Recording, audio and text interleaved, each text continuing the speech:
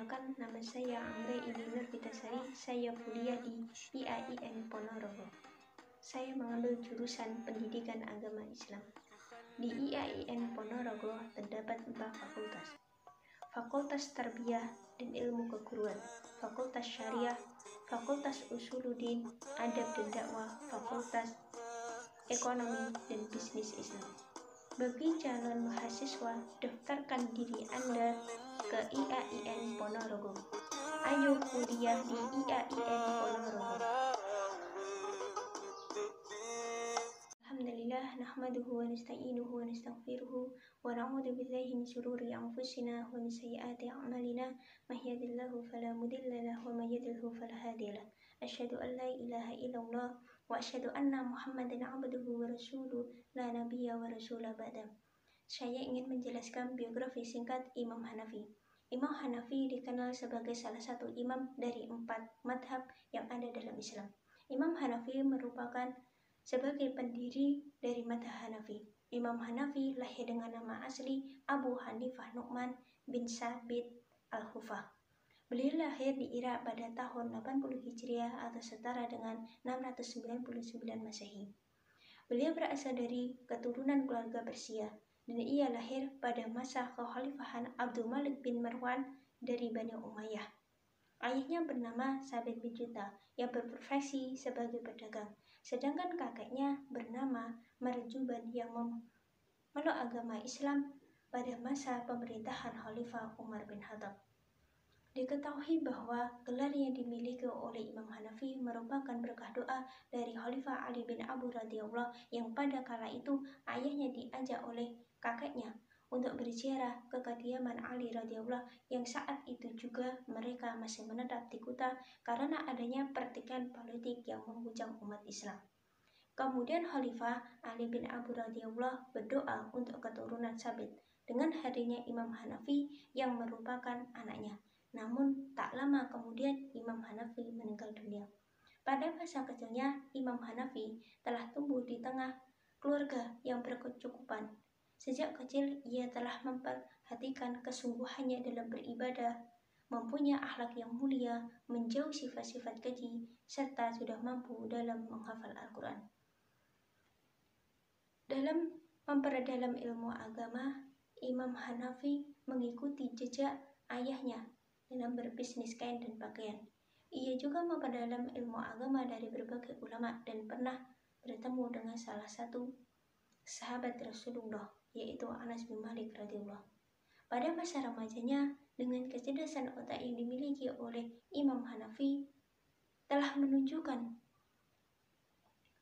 kecintaannya terhadap ilmu pengetahuan, terutama yang berkaitan dengan ilmu hukum. Beliau berasal dari seorang anak saudagar kaya, namun beliau menjadi pedagang yang sukses. Harta yang dimilikinya didermawan kepada orang yang membutuhkan daripada kepentingan pribadi. Diketahui bahwa usia 16 tahun beliau berangkat dari Kufah menuju Mekah untuk menunaikan ibadah haji.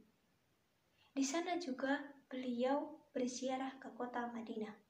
Dalam perjalanannya, Imam Hanafi bertemu dengan dan berguru dengan Atta bin Anas Rabbah yang merupakan ulama terbaik di kota Madinah.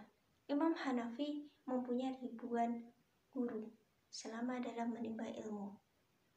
Di antara 7 guru yang berasal dari kalangan sahabat Rasulullah, 93 yang berasal dari tabi'in dan sisanya berasal dari tabi'in. Dalam hidupnya, Imam Bukhari berkunjung ke berbagai daerah untuk menempuh ilmu agama.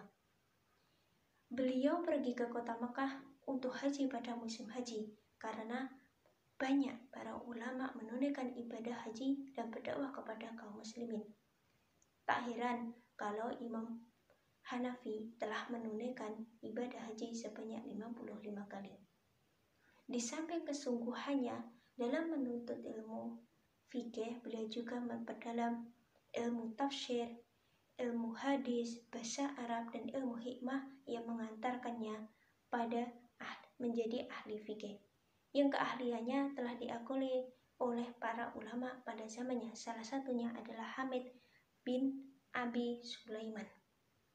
Karena kepeduliannya sangat besar terhadap hukum Islam, Imam Hanafi kemudian mendirikan sebuah lembaga yang di dalamnya terdapat para ulama fikih untuk bermusyawarah tentang hukum-hukum Islam dan menetapkan hukum-hukumnya dalam bentuk tulisan sebagai perundang-undangan, dan beliau sendiri yang mengetuai lembaga tersebut. Adapun metode yang digunakan dalam menetapkan hukum diantaranya adalah Al-Quran, sunnah Rasulullah, fatwa sahabat, qiyas, ihtisan, ijma, dan urf. Metode inilah yang memunculkan madhab yang bernama madhab Hanafi. Imam Hanafi merupakan sosok yang berpengaruh pada kala itu dan mempunyai banyak murid yang ingin menimba ilmu dengannya. Imam Hanafi diketahui telah beberapa kali ditawari untuk memegang jabatan sebagai seorang hakim karena kecerdasan dan pengetahuannya. Namun tawaran tersebut ditolak. Penolakan inilah yang menyebabkan Imam Hanafi dipenjara oleh pemerintahan Bani Umayyah dan Bani Abbasiyah. Wafatnya Imam Hanafi. Imam Hanafi wafat pada bulan Rajab tahun 150 atau 767 Masehi di kota Baghdad karena minum racun yang disediakan oleh Khalifah Al-Mansur, yang pada kala itu Rasulullah sedang bermunajat dengan alunan doa kepada Allah Subhanahu wa Ta'ala. Jenazahnya telah disolatkan sebanyak 6 kali. Satu kalinya diikuti oleh kurang lebih 5.000 jemaah.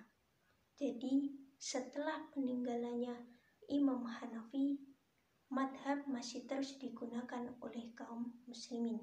Madhab Hanafi secara resmi menjadi madhab yang digunakan oleh kekhalifahan Umayyah, Utsmani, Turki, dan kerajaan Mongol.